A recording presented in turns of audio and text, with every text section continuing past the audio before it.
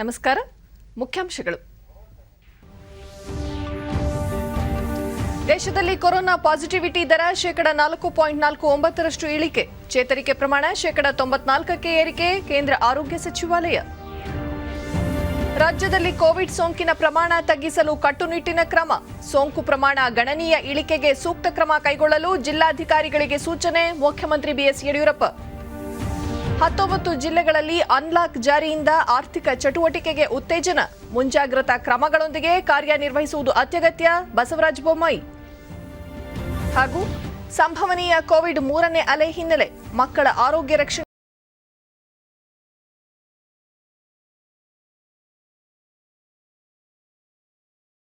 ವಿವರ. ದೇಶದಲ್ಲಿ corona positive ಪ್ರಕರಣಗಳು ಗಮನಾರ್ಹವಾಗಿ ಇಳಿಕೆಯಾಗುತ್ತಿದ್ದು, ಚೇತರಿಸಿಕೊಳ್ಳುವವರ ಸಂಖ್ಯೆ ಹೆಚ್ಚಳಗೊಂಡಿದೆ ಎಂದು ಕೇಂದ್ರ ಆರೋಗ್ಯ ಮತ್ತು ಕುಟುಂಬ ಕಲ್ಯಾಣ ಸಚಿವಾಲಯದ ಜಂಟಿ ಕಾರ್ಯದರ್ಶಿ ಲವ್ ಅಗರ್ವಾಲ್ ಹೇಳಿದ್ದಾರೆ. ದೆಹಲಿಯಲ್ಲಿಂದು ಸುದ್ದಿಗಾರರೊಂದಿಗೆ ಅವರು, ಕಳೆದ 15 ದಿನಗಳಿಂದ ಹೊಸ ಸೋಂಕು ಪ್ರಕರಣಗಳು ಇಳಿಕೆಯಾಗುತ್ತಿದ್ದು, ಚೇತರಿಸಿಕೊಳ್ಳುತ್ತಿರುವ ಪ್ರಮಾಣ ವರದಿಯಾಗುತ್ತಿರುವ ಹೊಸ ಪ್ರಕರಣಗಳಿಗಿಂತ ಹೆಚ್ಚಾಗಿದೆ ಎಂದು ವಿವರಿಸಿದರು. ದೇಶದಲ್ಲಿ ಪಾಸಿಟಿವಿಟಿ ದರ 4.49%ರಷ್ಟಿದ್ದು, ಕಳೆದ ಮೇ 7ರಂದು ಗರಿಷ್ಠ ಪ್ರಮಾಣದಲ್ಲಿ ವರದಿಯಾಗುತ್ತಿದ್ದ ಪಾಸಿಟಿವ್ ಪ್ರಕರಣಗಳು ಈಗ ಬಹುತೇಕ 78% ಇಳಿಕೆಯಾಗಿವೆ ಎಂದು ಅಂಕಿಅಂಶ ನೀಡಿದ್ದಾರೆ. ದೇಶದಲ್ಲಿ ಸೋಂಕಿತರ ಚೇತರಿಕೆ ಪ್ರಮಾಣ ನಿರಂತರವಾಗಿ ಹೆಚ್ಚಳಗೊಳ್ಳುತ್ತಿದ್ದು, ಮೇ 3ರಂದು 81.8ರಷ್ಟಿದ್ದ ಚೇತರಿಕೆ ಪ್ರಮಾಣ ಈಗ 94.9ಕ್ಕೆ ತಲುಪಿದೆ ಎಂದು ವಿವರಿಸಿದರು. ಕೋವಿಡ್ ಸೂಕ್ತ ನಡವಳಿಕೆಯನ್ನು ಅನುಸರಿಸುವ ಮೂಲಕ ಸೋಂಕಿನ ಸರಪಳಿ ತುಂಡರಿಸುವುದು, ಗುಣಮಟ್ಟದ ಆರೈಕೆ ದೇಶದ ಆರೋಗ್ಯ ಮೂಲಸೌಕರ್ಯಗಳ ಮೇಲಿನ ಒತ್ತಡ ತಗ್ಗಿಸಲಿದೆ ಎಂದು ಹೇಳಿದರು. यानी कि अगर हम पीक से कंपैरिजन में ऑब्जर्व करें तो हम पाते हैं कि करीब 78% जो रिपोर्टेड पीक देश में ऑब्जर्व की गई है उससे केसेस में कमी आई है। और साथ में हम देखें कि पिछले 4 दिनों से देश में 1 लाख से कम केसेस प्रतिदिन के बेसिस पर रिपोर्ट हो रहे हैं। साथ ही हमारी 24 स्टेट ऐसी हैं जहां पर केसेस में जो नंबर डिक्रीज नोट किया गया तो वह घटते घटते अब 1000 से भी कम केस प्रतिदिन औसत के रूप में हम लोग पा रहे हैं। यह एक क्लियर इंडिकेशन कि देश में ओवरऑल डिक्लाइन इन्फेक्शन में नोट किया जा रहा है। इसी श्रृंखला में अगर हम फर्दर एनालाइज करें तो पाते हैं कि जो ये एवरेज डेली न्यू केसेस का जो डिक्रीज है वह पिछले 5 हफ्तों से कंटिन्यूड बेसिस में देश में चल रहा है।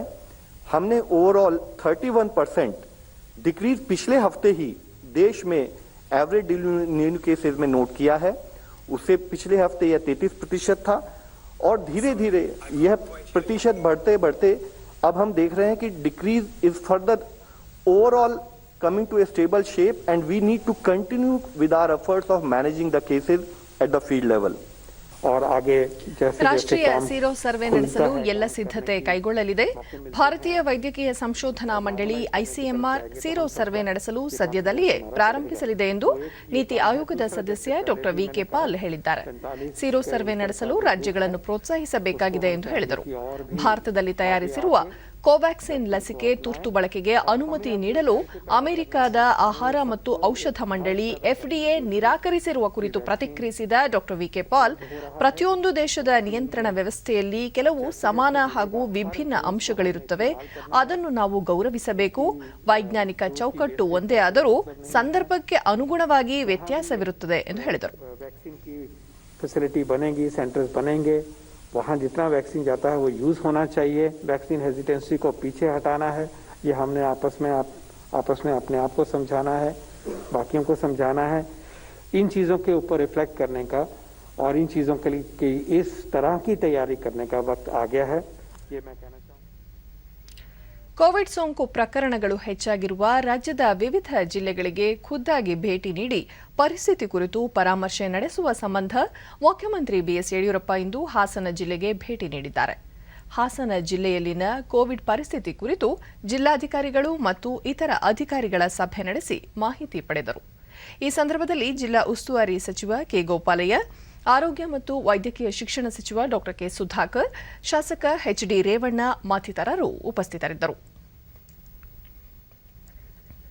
ನಂತರ ಮುಖ್ಯಮಂತ್ರಿ ಹಾಸನ ಸೇರಿದಂತೆ ವಿವಿಧ ಜಿಲ್ಲೆಗಳಲ್ಲಿ ಕೋವಿಡ್ ಸೋಂಕು ಪ್ರಕರಣಗಳು ಹೆಚ್ಚಾಗಿದ್ದು ನಿಯಂತ್ರಿಸಲು ಅಗತ್ಯ ಕ್ರಮ ಕೈಗೊಳ್ಳಲಾಗುವುದು. ಸೋಂಕು ಪ್ರಕರಣಗಳು ಹೆಚ್ಚಾಗಿರುವ ಜಿಲ್ಲೆಗಳಲ್ಲಿ ಪಾಸಿಟಿವಿಟಿ ದರ 5% ಇಳಿಸಲು ಕಟ್ಟುನಿಟ್ಟಿನ ಕ್ರಮಗಳನ್ನು ಕೈಗೊಳ್ಳುವಂತೆಯೂ ಸಂಬಂಧಪಟ್ಟ ಜಿಲ್ಲಾಧಿಕಾರಿಗಳಿಗೂ ಸೂಚನೆ ನೀಡಲಾಗಿದೆ ಎಂದರು. ಕೊರೋನಾ ಸಾಂಕ್ರಾಮಿಕದಿಂದಾಗಿ ಬಯಲು ಸೀಮೆಗೆ ನೀರೊದಗಿಸುವ ಎತ್ತಿನಹೊಳೆ ಯೋಜನೆ ಕಾಮಗಾರಿಗಳು ವಿಳಂಬವಾಗಿದ್ದು ಆದಷ್ಟು ಬೇಗ ಕಾಮಗಾರಿಗಳನ್ನು ಕೈಗೆತ್ತಿಕೊಂಡು ಪೂರ್ಣಗೊಳಿಸಲಾಗುವುದು. ಯೋಜನೆಗೆ ಅಗತ್ಯವಿರುವ ಭೂಸ್ವಾಧೀನಕ್ಕೆ ಜಿಲ್ಲಾಡಳಿತದ ಬಳಿ 199 ಕೋಟಿ ರೂಪಾಯಿ ಲಭ್ಯವಿದೆ ಎಂದರು.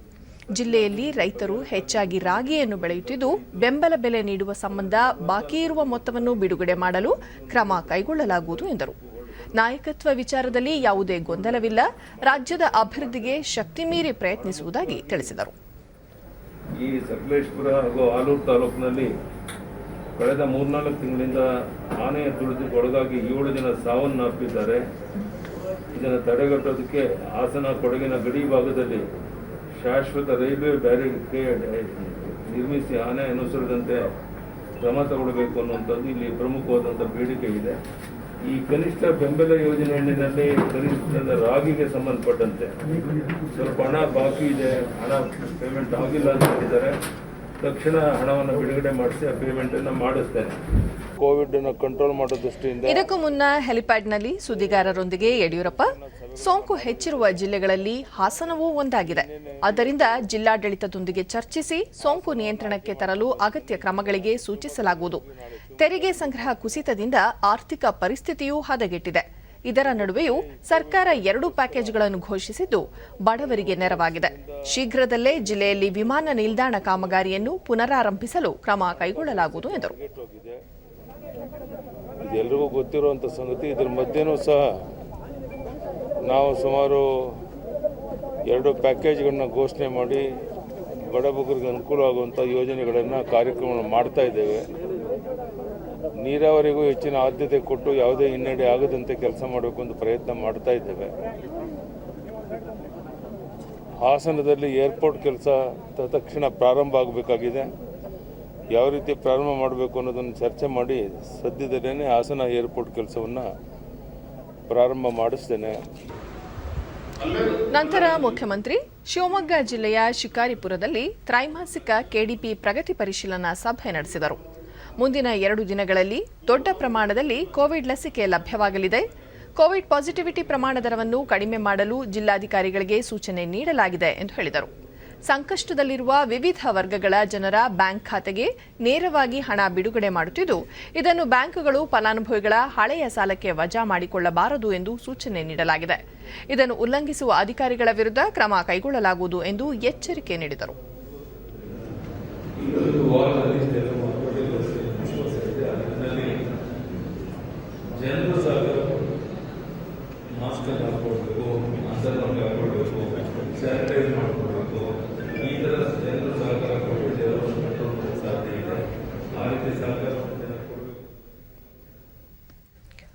ರಾಜ್ಯದ ಕೆಲವು ಜಿಲ್ಲೆಗಳಲ್ಲಿ ಕೊರೋನಾ ಸೋಂಕು ಪ್ರಕರಣಗಳು ಇಳಿಮುಖವಾದ ಹಿನ್ನೆಲೆಯಲ್ಲಿ ಇದೇ 14ರಿಂದ ಲಾಕ್ಡೌನ್ ನಿರ್ಬಂಧಗಳನ್ನು ಸಡಿಲಗೊಳಿಸಲು ತೀರ್ಮಾನಿಸಲಾಗಿದೆ.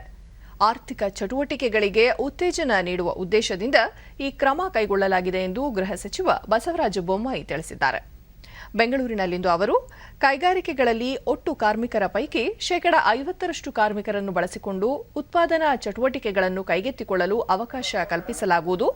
ಗಾರ್ಮೆಂಟ್ಸ್ ಉದ್ಯಮಗಳಲ್ಲಿ ಒಟ್ಟು ಕಾರ್ಮಿಕರ ಪೈಕಿ 30% ಕಾರ್ಮಿಕರ ದುಡಿಮೆಗೆ ಅನುಮತಿ ನೀಡಲು ನಿರ್ಧರಿಸಲಾಗಿದೆ. ಕೋವಿಡ್ ಶಿಷ್ಟಾಚಾರಗಳನ್ನು ಕಾರ್ಖಾನೆಗಳ ಮಾಲೀಕರು ಕಟ್ಟುನಿಟ್ಟಾಗಿ ಪಾಲಿಸುವಂತೆ ಸೂಚಿಸಲಾಗಿದೆ ಎಂದರು. ಅಗತ್ಯ ವಸ್ತುಗಳ ಖರೀದಿಗೆ ಬೆಳಗ್ಗೆ 6ರಿಂದ 10 ಗಂಟೆವರೆಗೆ ಅವಕಾಶ ಕಲ್ಪಿಸಲಾಗಿದ್ದ ಸಮಯವನ್ನು ಮಧ್ಯಾಹ್ನ 2ರವರೆಗೆ ವಿಸ್ತರಿಸಲಾಗಿದೆ. ಯಾವುದೇ ರಾಜಕೀಯ, ಧಾರ್ಮಿಕ ಸಭೆ ಸಮಾರಂಭಗಳಿಗೆ ನಿರ್ಬಂಧ ಹೇರಲಾಗಿದೆ ಎಂದು ಸಚಿವರು ತಿಳಿಸಿದರು. ಇದೇ 14ರಿಂದ ಅನ್ಲಾಕ್ ನಿಯಮಗಳು ಜಾರಿಗೆ ಬರಲಿರುವ ಹಿನ್ನೆಲೆಯಲ್ಲಿ ಈಗಾಗಲೇ ಸಾರ್ವಜನಿಕರ ಓಡಾಟ, ವಾಹನಗಳ ಸಂಚಾರ ಹೆಚ್ಚಾಗುತ್ತಿರುವುದು ಒಳ್ಳೆಯ ಬೆಳವಣಿಗೆ ಅಲ್ಲ. ಅನಗತ್ಯವಾಗಿ ಸಾರ್ವಜನಿಕರು ರಸ್ತೆಗಿಳಿಯುವುದನ್ನು ಸ್ವಯಂ ನಿಯಂತ್ರಣ ಹೇರಿಕೊಳ್ಳಬೇಕು. ಆ ಮೂಲಕ ಸೋಂಕು ನಿಗ್ರಹಕ್ಕೆ ಸಹಕರಿಸಬೇಕೆಂದು ಮನವಿ ಮಾಡಿದರು. ಧಾರ್ಮಿಕ, ರಾಜಕೀಯ ಫಂಕ್ಷನ್ಗಳಲ್ಲಿ ಕೂಡ ನಿಷೇಧವನ್ನು ಮಾಡಿದರು. ಅದಲ್ಲದೆ ಮದುವೆ ಕೂಡ ಅತ್ಯಂತ ರೆಸ್ಟ್ರಿಕ್ಷನ್ ಇಟ್ಕೊಂಡು ಏನು ಹಿಂದಿನ ಒಂದು ಮಾರ್ಗಸೂಚಿ ಇತ್ತು, ಅದರ ಪ್ರಕಾರ ಮಾಡಬೇಕಂತ ಕೆಲವು ಹೇಳಿದ್ರು. ಸಾರ್ವಜನಿಕರು ಇದು 14ನೇ ತಾರೀಕಿನಿಂದ ಬರ್ತಾರೆ, ಕೆಲವರೆಲ್ಲ ಇವತ್ತಿಂದ ಬರ್ತೀವಿ ಅನ್ನೋ ರೀತಿಯಲ್ಲಿ ಓಡಾಡ್ತಾ ಇದ್ದಾರೆ.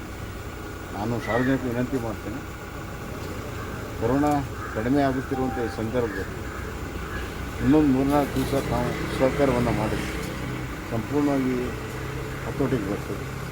14ನೇ ತಾರೀಕು ಮಹಿಳಾ ಮತ್ತು ಮಕ್ಕಳ ಅಭಿವೃದ್ಧಿ ಖಾತೆ ಸಚಿವೆ ಶಶಿಕಲಾ ಜೊಲ್ಲೆ ರಾಯಚೂರಿನಲ್ಲಿಂದು ಪ್ರಗತಿ ಪರಿಶೀಲನಾ ಸಭೆ ನಡೆಸಿದರು. ಸಂಸದ ರಾಜ ಅಮರೇಶ್ವರ್ ನಾಯಕ್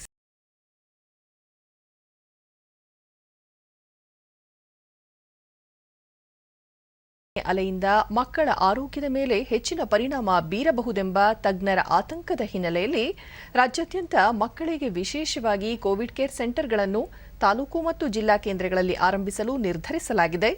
ಹೆಣ್ಣು ಮತ್ತು ಗಂಡು ಮಕ್ಕಳಿಗೆ ಪ್ರತ್ಯೇಕ ಸೆಂಟರ್ಗಳನ್ನು ತೆರೆಯಲಾಗುವುದು. ಸಣ್ಣ ಮಕ್ಕಳ ಜೊತೆಗೆ ತಾಯಂದಿರು ಮತ್ತು ಪೋಷಕರು ಜೊತೆಗಿರಲು ಅನುಕೂಲ ಮಾಡಿಕೊಡಲಾಗುವುದು ಎಂದು ಹೇಳಿದರು. ಕೋವಿಡ್ ಸಂದರ್ಭದಲ್ಲಿ ಸಂಕಷ್ಟಕ್ಕೆ ಒಳಗಾಗಿರುವ ವಲಸೆ ಕಾರ್ಮಿಕರ ಮಕ್ಕಳು, ಗರ್ಭಿಣಿಯರು ಮತ್ತು ಬಾಣಂತಿಯರಿಗೆ ತಿಂಗಳಿಗಾಗುವಷ್ಟು ಆಹಾರ ಧಾನ್ಯಗಳನ್ನು ಮನೆ ಬಾಗಿಲಿಗೆ ತಲುಪಿಸಲಾಗುತ್ತಿದೆ. ಕೇಂದ್ರ ಸರ್ಕಾರದ ಸೂಚನೆಯಂತೆ ಪ್ರತಿ 15 ದಿನಗಳಿಗೊಮ್ಮೆ ಆಹಾರ ಧಾನ್ಯಗಳನ್ನು ಒದಗಿಸಲಾಗುತ್ತಿದೆ. ಹೈದರಾಬಾದ್, ಕರ್ನಾಟಕ ಸೇರಿದಂತೆ ರಾಜ್ಯದ ವಿವಿಧ ಜಿಲ್ಲೆಗಳಲ್ಲಿರುವ ಅಪೌಷ್ಟಿಕ ಮಕ್ಕಳನ್ನು ಗುರುತಿಸಿ ಇಲಾಖೆಯಿಂದ ಅವರಿಗೆ ಪೌಷ್ಟಿಕಾಂಶಯುಕ್ತ ಆಹಾರ ಒದಗಿಸಲು ಕ್ರಮ ಕೈಗೊಳ್ಳಲಾಗಿದೆ ಎಂದರು. ಕೊರೋನಾ ಸೋಂಕಿನಿಂದ ತಂದೆ ತಾಯಿಯರನ್ನು ಕಳೆದುಕೊಂಡ ಅನಾಥರಾಗಿರುವ ಮಕ್ಕಳ ಪೋಷಣೆಗೆ ಇಲಾಖೆ ಮುಂದಾಗಿದೆ. ಮುಖ್ಯಮಂತ್ರಿ ಬಾಲಸೇವಾ ಯೋಜನೆಯಡಿ ಅನಾಥ ಮಕ್ಕಳಿಗೆ ಮಾಸಿಕ 3,500 ರೂಪಾಯಿ ಸಹಾಯಧನ ನೀಡಲು ನಿರ್ಧರಿಸಲಾಗಿದೆ. ಇದರಿಂದ ಮಕ್ಕಳ ಶಿಕ್ಷಣ, ಆರೋಗ್ಯ ರಕ್ಷಣೆ ಮತ್ತು ಭವಿಷ್ಯ ರೂಪಿಸಿಕೊಳ್ಳಲು ಸಹಕಾರಿಯಾಗಲಿದೆ ಎಂದರು. ಯೋಚನೆ ಮಾಡಿ ಈಗಾಗಲೇ ನಾವು ಅದನ್ನ ಪ್ಲಾನ್ ಸಿದ್ಧತೆ ಮಾಡ್ಕೊಳ್ತಾ ಇದ್ದೀವಿ. ಸುಮಾರು ನಮ್ಮ ರಾಜ್ಯದಲ್ಲಿ 35 ಮಕ್ಕಳು ಅನಾಥರಾಗಿದ್ದಾರೆ, 2 ತಂದೆ ತಾಯಿಯರನ್ನ ಕಳ್ಕೊಂಡು. ಅಂಥ ಮಕ್ಕಳ ಬಗ್ಗೆನೂ ಕೂಡ ನಮ್ಮ ಇಲಾಖೆ ಜವಾಬ್ದಾರಿಯನ್ನು ತಗೊಂಡು ಈಗಾಗಲೇ ಸನ್ಮಾನ್ಯ ಮುಖ್ಯಮಂತ್ರಿಗಳು ಅವರಿಗೆ ಮುಖ್ಯಮಂತ್ರಿ ಬಾಲಸೇವಾ ಯೋಜನೆಯನ್ನು ಘೋಷಣೆ ಮಾಡಿದ್ದಾರೆ. ಅಂಥ ಮಕ್ಕಳನ್ನು ನಮ್ಮ ಅಂಗನವಾಡಿ ಕಾರ್ಯಕರ್ತೆಯರು ಗುರುತಿಸಿ ಅದನ್ನು ನಮ್ಮ ಇಲಾಖೆಗೆ ರಿಜಿಸ್ಟರ್ ಮಾಡಿಕೊಂಡು ಅವರಿಗೆ ಪ್ರತಿ ತಿಂಗಳು 3,500 ರೂಪಾಯಿ ಅವರ ಖಾತೆಗೆ ಜಮಾ ಮಾಡುವಂಥದ್ದು, ಅವರಿಗೆ ಉಚಿತವಾದಂಥ ಶಿಕ್ಷಣ ವ್ಯವಸ್ಥೆಯನ್ನು ಕೊಡುವಂಥದ್ದು, ಆ ಮಕ್ಕಳು SSLC ಪಾಸ್ ಆದ ನಂತರ ಅವರಿಗೆ ಲ್ಯಾಪ್ಟಾಪ್ ಇಲ್ಲಾಂದರೆ ಟ್ಯಾಬ್ ಕೊಡುವಂಥದ್ದು, ಹೆಣ್ಣು ಮಗು ಇದ್ದರೆ ಅವಳಿಗೆ 21 ವರ್ಷ ಆದಮೇಲೆ ಅವಳಿಗೆ 1 ಲಕ್ಷ ರೂಪಾಯಿ ಕೊಡುವಂಥದ್ದು. ಇದು ಮೊದಲನೇ ಹಂತದಲ್ಲಿ ಕೇಂದ್ರ ಸರ್ಕಾರ ಮತ್ತು ರಾಜ್ಯ ಸರ್ಕಾರ, ಸನ್ಮಾನ್ಯ ಪ್ರಧಾನಿಗಳು ಮತ್ತು ನಮ್ಮ ಮುಖ್ಯಮಂತ್ರಿಗಳು ಸೇರಿಕೊಂಡು ಈ ಒಂದು ಯೋಜನೆಯನ್ನು ಈಗಾಗಲೇ ನಮ್ಮ ಸನ್ಮಾನ್ಯ ಮುಖ್ಯಮಂತ್ರಿಗಳು ಘೋಷಣೆ ಮಾಡಿದ್ದಾರೆ. ಕೃಷಿ ಸಚಿವ ಬಿಸಿ ಪಾಟೀಲ್ ರಾಮನಗರಕ್ಕಿಂದು ಭೇಟಿ ನೀಡಿ ಕೃಷಿ ಇಲಾಖೆಯ ಹಿರಿಯ ಅಧಿಕಾರಿಗಳೊಂದಿಗೆ ಸಭೆ ನಡೆಸಿದರು. ಮುಂಗಾರು ಚುರುಕಾಗಿರುವ ಹಿನ್ನೆಲೆಯಲ್ಲಿ ರೈತರಿಗೆ ಅಗತ್ಯವಿರುವ ಬಿತ್ತನೆ ಬೀಜ, ರಸಗೊಬ್ಬರ ಪೂರೈಕೆ ಸಂಬಂಧ ಮಾಹಿತಿ ಪಡೆದರು. ರೈತರ ಅಗತ್ಯಗಳಿಗೆ ಅಧಿಕಾರಿಗಳು ಸೂಕ್ತ ರೀತಿಯಲ್ಲಿ ಸ್ಪಂದಿಸಬೇಕೆಂದು ಸೂಚನೆ ನೀಡಿದರು.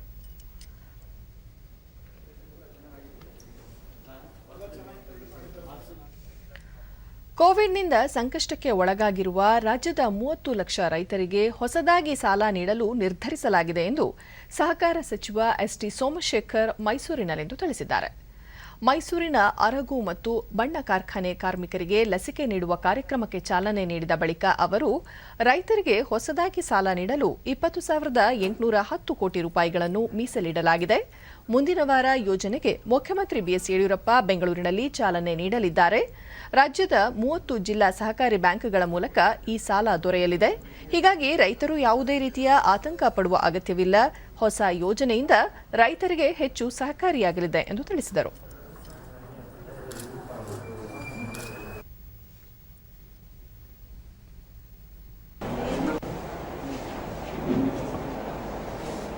$20,810 ಕೋಟಿ 30 ಲಕ್ಷ ರೈತರಿಗೆ ಕೊಡಬೇಕು ಅಂತಕ್ಕಂಥದ್ದನ್ನು ಟಾರ್ಗೆಟ್ ಫಿಕ್ಸ್ ಮಾಡಿದ್ದೇವೆ. ನೆಕ್ಸ್ಟ್ ವೀಕ್, ಮುಂದಿನ ವಾರ ಮುಖ್ಯಮಂತ್ರಿಗಳು ಬೆಂಗಳೂರಿನಲ್ಲಿ ಸ್ಟಾರ್ಟ್ ಮಾಡ್ತಾರೆ. ಬೆಂಗಳೂರು DCC ಬ್ಯಾಂಕಿಂದ ಸ್ಟಾರ್ಟ್ ಮಾಡ್ತಾರೆ. ಇನ್ನು 21 DCC ಬ್ಯಾಂಕಿಗೆ ವಿಸಿಟ್ ಮಾಡಿ 30 ಲಕ್ಷ ರೈತರಿಗೆ ಟಾರ್ಗೆಟ್ ಏನು ಕೊಟ್ಟಿದ್ದೀವಿ ಅದನ್ನ ಫುಲ್ಫಿಲ್ ಮಾಡ್ತಕ್ಕಂಥದ್ದು 20,810 ಕೋಟಿ ಕೊಡ್ತಕ್ಕಂಥದ್ದಕ್ಕೆ ಚಾಲನೆ ಮಾಡ್ತೀವಿ. ಕೊಡಗು ಜಿಲ್ಲೆಯಲ್ಲಿ ಕೋವಿಡ್-19 ಸೋಂಕು ನಿಯಂತ್ರಣ ಮತ್ತು ಸೋಂಕಿತರ ಚಿಕಿತ್ಸೆಗೆ ಕೈಗೊಂಡಿರುವ ಕ್ರಮಗಳ ಕುರಿತು ಜಿಲ್ಲಾ ಉಸ್ತುವಾರಿಯೂ ಆಗಿರುವ ವಸತಿ ಸಚಿವ ವಿ ಸೋಮಣ್ಣ ಅಧ್ಯಕ್ಷತೆಯಲ್ಲಿಂದು ಪರಿಶೀಲನಾ ಸಭೆ ನಡೆಯಿತು. ಇದೇ ಸಂದರ್ಭದಲ್ಲಿ ಮುಂಗಾರು ಮಳೆ ಹಿನ್ನೆಲೆಯಲ್ಲಿ ಕೈಗೊಳ್ಳಬೇಕಾದ ಮುಂಜಾಗ್ರತಾ ಕ್ರಮಗಳ ಕುರಿತಂತೆಯೂ ಚರ್ಚಿಸಲಾಯಿತು. ಜಿಲ್ಲೆಯ ಶಾಸಕರು ಸೇರಿದಂತೆ ಜಿಲ್ಲಾಧಿಕಾರಿಗಳು ಮತ್ತಿತರ ಉನ್ನತಾಧಿಕಾರಿಗಳು ಉಪಸ್ಥಿತರಿದ್ದರು. ನಂತರ ಸೋಮಣ್ಣ, ಜಿಲ್ಲೆಯಲ್ಲಿ ಕೋವಿಡ್ ನಿಯಂತ್ರಣಕ್ಕೆ ಎಲ್ಲ ರೀತಿಯ ಕ್ರಮಗಳನ್ನು ಕೈಗೊಂಡಿರುವ ಹಿನ್ನೆಲೆಯಲ್ಲಿ ಸೋಂಕು ತಹಬಂದಿಗೆ ಬಂದಿದೆ. ಆದರೂ ಸಂಪೂರ್ಣ ನಿಯಂತ್ರಣಕ್ಕೆ ತರಬೇಕಾದ ಅವಶ್ಯಕತೆ ಇದ್ದು, ಜನತೆಯ ಸಹಕಾರ ಮತ್ತು ಅಧಿಕಾರಿ ಸಿಬ್ಬಂದಿ ವರ್ಗದವರ ಇಚ್ಛಾಶಕ್ತಿಯ ಅಗತ್ಯವಿದೆ ಎಂದರು. ಜಿಲ್ಲೆಯಲ್ಲಿ ಪಾಸಿಟಿವಿಟಿ ದರವನ್ನು ಶೂನ್ಯಕ್ಕೆ ತರುವ ನಿಟ್ಟಿನಲ್ಲಿ ಇನ್ನು ಮುಂದೆ ಸೋಂಕಿತರನ್ನು ಹೋಮ್ ಐಸೋಲೇಷನ್ನಲ್ಲಿ ಇರಿಸದೆ ನೇರವಾಗಿ ಕೋವಿಡ್ ಆರೈಕೆ ಕೇಂದ್ರಗಳಿಗೆ ದಾಖಲಿಸುವಂತೆ ಅಧಿಕಾರಿಗಳಿಗೆ ಸೂಚನೆ ನೀಡಿದರು. ಮುಂಗಾರು ಮಳೆ ಸಂದರ್ಭದಲ್ಲಿ ಕಳೆದ 3 ವರ್ಷಗಳಿಂದಲೂ ಆಸ್ತಿ ಹಾನಿ ಜೊತೆಗೆ ಜೀವಹಾನಿ ಸಂಭವಿಸಿರುವುದನ್ನು ಗಂಭೀರವಾಗಿ ಪರಿಗಣಿಸಿ ಈ ಬಾರಿ ಯಾವುದೇ ರೀತಿಯ ಮಳೆ ಅವಘಡಗಳು ಸಂಭವಿಸದಂತೆ ಎಚ್ಚರಿಕೆ ವಹಿಸಬೇಕೆಂದು ಅವರು ಅಧಿಕಾರಿಗಳಿಗೆ ನಿರ್ದೇಶಿಸಿದರು. ದೇಶದಲ್ಲಿ ಪೆಟ್ರೋಲ್ ದರ ಏರಿಕೆಯಾಗುತ್ತಿರುವುದನ್ನು ವಿರೋಧಿಸಿ ಕಾಂಗ್ರೆಸ್ ಕಾರ್ಯಕರ್ತರು ಪೆಟ್ರೋಲ್ ಬಂಕ್ಗಳ ಮುಂದೆ ಪ್ರತಿಭಟನೆ ನಡೆಸಿದರು. ಬೆಂಗಳೂರಿನಲ್ಲಿಂದು ನಡೆದ ಪ್ರತಿಭಟನೆಯಲ್ಲಿ ಕರ್ನಾಟಕ ಪ್ರದೇಶ ಕಾಂಗ್ರೆಸ್ ಅಧ್ಯಕ್ಷ ಡಿಕೆ ಶಿವಕುಮಾರ್, ವಿಧಾನಸಭೆ ವಿರೋಧ ಪಕ್ಷದ ನಾಯಕ ಸಿದ್ದರಾಮಯ್ಯ ಸೇರಿದಂತೆ ಹಿರಿಯ ಶಾಸಕರು, ಮುಖಂಡರು ಪಾಲ್ಗೊಂಡಿದ್ದರು.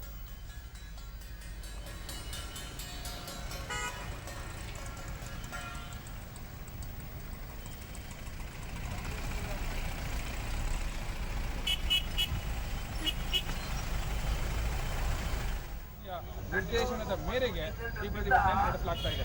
ನೀವು ನೋಡ್ತಾ ಇದ್ದೀರಿ ನೇರಪ್ರಸಾರದ ದೃಶ್ಯಾವಳಿಗಳಲ್ಲಿ ಈಗ ಆರ್ ವಿ ದೇಶಪಾಂಡೆ ಅವರು ಸಾರ್ವಜನಿಕರನ್ನ ಉದ್ದೇಶಿಸಿ ಕಾಂಗ್ರೆಸ್ ಕಾರ್ಯಕರ್ತರನ್ನ ಉದ್ದೇಶಿಸಿ ಮಾತನಾಡ್ತಾ ಇದ್ದಾರೆ. ಮಾರಣಾಂತಿಕ ಎಚ್ಐವಿ ಸೋಂಕು ರೋಗದ ವಿರುದ್ಧ ಜಗತ್ತಿನ ಎಲ್ಲ ದೇಶಗಳ ಜೊತೆ ಸೇರಿ ಭಾರತ ಹೋರಾಟ ನಡೆಸಲಿದೆ ಎಂದು ಆರೋಗ್ಯ ಸಚಿವ ಡಾ ಹರ್ಷವರ್ಧನ್ ಹೇಳಿದ್ದಾರೆ. ಎಚ್ಐವಿ ಏಡ್ಸ್ ತಡೆಗಟ್ಟುವಿಕೆ ಕುರಿತು ವಿಶ್ವಸಂಸ್ಥೆಯ ಸಾಮಾನ್ಯ ಸಭೆಯ 75ನೇ ಅಧಿವೇಶನ ಉದ್ದೇಶಿಸಿ ಮಾತನಾಡಿದ ಡಾ ಹರ್ಷವರ್ಧನ್, ಭಾರತ 1.4 ದಶಲಕ್ಷ ಜನರಿಗೆ ಉಚಿತ ಆಂಟಿರೆಟ್ರೋವೈರಲ್ ಚಿಕಿತ್ಸೆ ಒದಗಿಸುತ್ತಿದೆ ಎಂದರು. ಆದರೆ ಮುಂದಿನ 10 ವರ್ಷಗಳಲ್ಲಿ ಏಡ್ಸ್ ಅಂತ್ಯಗೊಳಿಸುವ ಭರವಸೆಯೊಂದಿಗೆ ಎಚ್ಐವಿ ಪ್ರಸರಣವನ್ನು ಶೂನ್ಯಕ್ಕಿಳಿಸುವ ಅಗತ್ಯವಿದೆ ಎಂದು ಅವರು ಒತ್ತಿ ಹೇಳಿದರು. ಕೋವಿಡ್ ಸಂಕಷ್ಟ ಸಮಯದಲ್ಲಿ ತಮ್ಮ ಪ್ರಾಣವನ್ನೇ ಪಣಕ್ಕಿಟ್ಟು ಸೇವೆ ಸಲ್ಲಿಸುತ್ತಿರುವ ಆರೋಗ್ಯ ಕಾರ್ಯಕರ್ತರು ಹಾಗೂ ಮುಂಚೂಣಿ ಕಾರ್ಯಕರ್ತರ ಶ್ರಮವನ್ನು ಸಚಿವರು ಈ ಸಂದರ್ಭದಲ್ಲಿ ಶ್ಲಾಘಿಸಿದರು. ಎಲ್ಲ ಎಚ್ಐವಿ ಸೋಂಕಿತರಿಗೆ ಔಷಧಿ ಲಭ್ಯವಾಗಬೇಕು ಎಂದು ಹೇಳಿದರು. ಭಾರತದ ರಾಷ್ಟ್ರೀಯ ಏಡ್ಸ್ ನಿಯಂತ್ರಣ ಕಾರ್ಯಕ್ರಮವನ್ನು ಪರಿಷ್ಕರಿಸಿ ಪುನರುಜ್ಜೀವನಗೊಳಿಸಿದೆ. ಸೋಂಕಿನ ಅಪಾಯದಲ್ಲಿರುವವರನ್ನು ಕೇಂದ್ರೀಕರಿಸಲು ಪರಿಷ್ಕರಿಸಲಾಗಿದೆ ಎಂದು ಸಚಿವರು ನುಡಿದರು.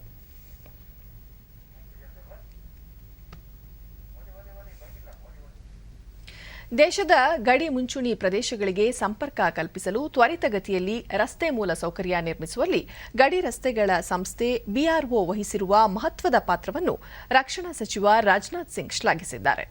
ಗಡಿ ರಸ್ತೆಗಳ ಸಂಸ್ಥೆಯ ಕರ್ಮಯೋಗಿಗಳನ್ನು ಉದ್ದೇಶಿಸಿ ವಿಡಿಯೋ ಕಾನ್ಫರೆನ್ಸ್ ಮೂಲಕ ಮಾತನಾಡಿದ ಅವರು, ಗಡಿ ರಸ್ತೆಗಳ ಸಂಸ್ಥೆಗೆ ಕೇಂದ್ರ ಸರ್ಕಾರ ಎಲ್ಲ ರೀತಿ ಬೆಂಬಲ ಸಹಕಾರ ನೀಡುತ್ತಿದ್ದು, ಕಳೆದ 7 ವರ್ಷಗಳಲ್ಲಿ 3 ರಿಂದ 4 ಪಟ್ಟು ಹೆಚ್ಚು ಹಣ ಹಂಚಿಕೆ ಮಾಡಲಾಗಿದೆ ಎಂದರು. ಕೋವಿಡ್-19 ನಡುವೆಯೂ ಅತ್ಯಂತ ಕಷ್ಟಕರ ಮತ್ತು ಅಪಾಯಕರ ಕಾರ್ಯವನ್ನು ಎಲ್ಲ ಮುಂಜಾಗ್ರತಾ ಕ್ರಮಗಳನ್ನು ಪಾಲಿಸಿ ದಾಖಲೆ ಅವಧಿಯಲ್ಲಿ ಪೂರ್ಣಗೊಳಿಸುತ್ತಿದೆ ಎಂದು ರಕ್ಷಣಾ ಸಚಿವರು ಶ್ಲಾಘಿಸಿದರು. हमारी सीमाओं की सामरिक जरूरतें हों या फिर सीमावर्ती क्षेत्रों का सोशियो इकोनॉमिक डेवलपमेंट हो, इन सब के लिए जो सबसे महत्वपूर्ण कंपोनेंट है वह है कनेक्टिविटी. इस कनेक्टिविटी के लिए भीषण सर्दी, गर्मी, बरसात, बर्फबारी, जल भराव जैसी कठिनाइयों के बीच भी हमारे बॉर्डर रोड ऑर्गेनाइजेशन के कर्मी बिना थके बिना थमे लगातार काम करते चले आ रहे हैं. वैसे कुछ स्थानों पर प्रत्यक्ष भी जाकर मैंने बॉर्डर रोड ऑर्गेनाइजेशन के कर्मियों को काम करते हुए देखा है. सचमुच उनके साहस और उनके शौर्य और उनके मैं परिश्रम की जितनी भी सराहना करूं. ದೆಹಲಿ ರಾಜ್ಯ ಸರ್ಕಾರವು ಕೋವಿಡ್-19 ಸಂದಿಗ್ಧತೆಯಲ್ಲಿ ಸೋಂಕಿತರಿಗೆ ವೈದ್ಯಕೀಯ ಆಕ್ಸಿಜನ್ ಪೂರೈಸುವಲ್ಲಿ ವಿಫಲವಾಗಿದೆ ಎಂದು ಕೇಂದ್ರ ಸಚಿವ ರವಿಶಂಕರ್ ಪ್ರಸಾದ್ ಆರೋಪಿಸಿದ್ದಾರೆ. ದೆಹಲಿಯಲ್ಲಿಂದು ಸುದ್ದಿಗಾರರೊಂದಿಗೆ ಅವರು, ದೇಶದ ಹಲವು ರಾಜ್ಯಗಳು, ಕೇಂದ್ರಾಡಳಿತ ಪ್ರದೇಶಗಳು ಒಂದು ದೇಶ ಒಂದು ಪಡಿತರ ಚೀಟಿಯನ್ನು ಅಳವಡಿಸಿಕೊಂಡಿವೆ. ಆದರೆ ದೆಹಲಿ, ಪಶ್ಚಿಮ ಬಂಗಾಳದಲ್ಲಿ ಈ ಯೋಜನೆ ಈವರೆಗೂ ಜಾರಿಯಾಗಿಲ್ಲ. ಸಾಮಾನ್ಯ ಜನರಿಗೆ ತಲುಪಬೇಕಾದ ಯೋಜನೆಯನ್ನು ವಿಳಂಬ ಮಾಡುತ್ತಿರುವುದಾದರೂ ಏಕೆ ಎಂದು ದೆಹಲಿ ಸರ್ಕಾರವನ್ನು ರವಿಶಂಕರ್ ಪ್ರಸಾದ್ ಪ್ರಶ್ನಿಸಿದರು.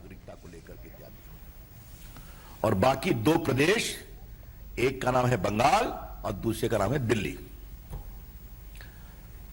मेरा पहला सवाल यह है श्रीमान अरविंद केजरीवाल से कि आपने one nation one ration card Delhi में क्यों नहीं लागू किया है, इसका जवाब देवो। क्या परेशानी है आपको, क्या दिक्कत है आपको? बीजेपी की ओर से यह सवाल हम बहुत प्रमुखता से उठा रहे हैं कि अगर देश के 34 राज्य one nation one ration card को फॉलो करने को तैयार हैं, तो ममता जी की बात तो जो है वो होगी।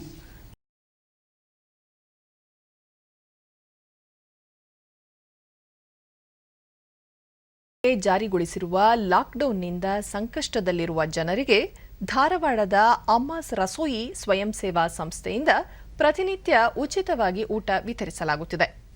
ಮನೆಯಲ್ಲೇ ಚಿಕಿತ್ಸೆ ಪಡೆಯುತ್ತಿರುವ ಸೋಂಕಿತರು, ನಿರುದ್ಯೋಗಿಗಳಿಗೆ ಊಟೋಪಚಾರ ವ್ಯವಸ್ಥೆ ಕಲ್ಪಿಸಲಾಗಿದೆ.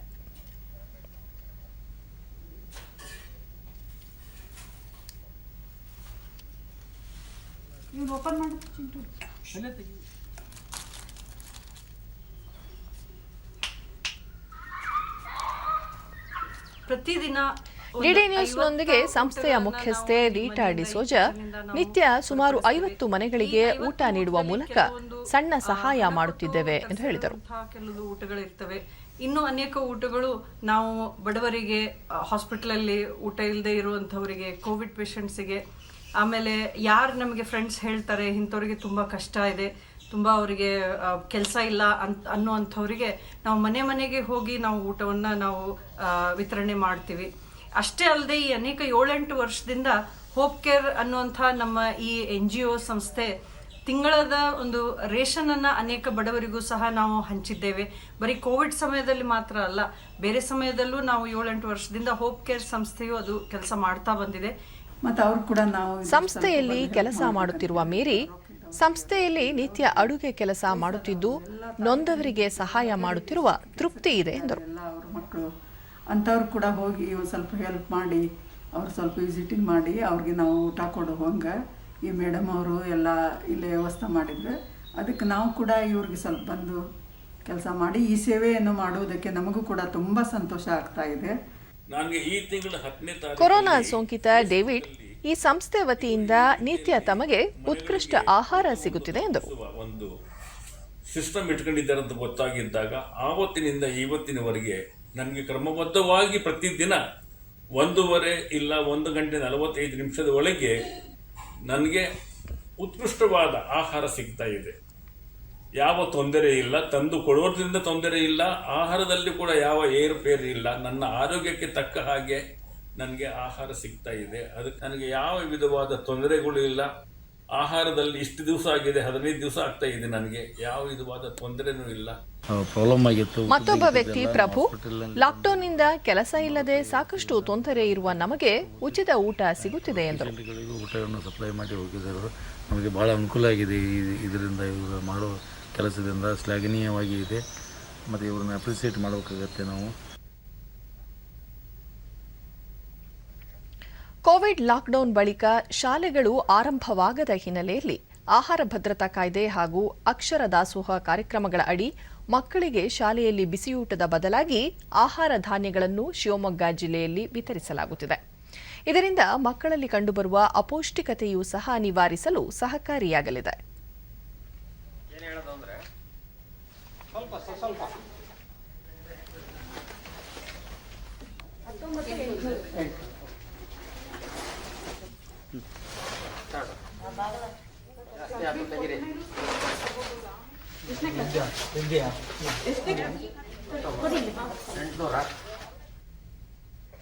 ಈ ಕುರಿತು ಡಿಡಿ ನ್ಯೂಸ್ನೊಂದಿಗೆ ಪಡಿತರ ಪಡೆದ ವಿದ್ಯಾರ್ಥಿಯ ತಾಯಿ ಜಯಮ್ಮ, ಶಾಲೆ ನಡೆಯದ ಹಿನ್ನೆಲೆಯಲ್ಲಿ ಆಹಾರ ಧಾನ್ಯಗಳನ್ನು ನೀಡುತ್ತಿರುವುದರಿಂದ ಅನುಕೂಲವಾಗಿದೆ ಎಂದರು.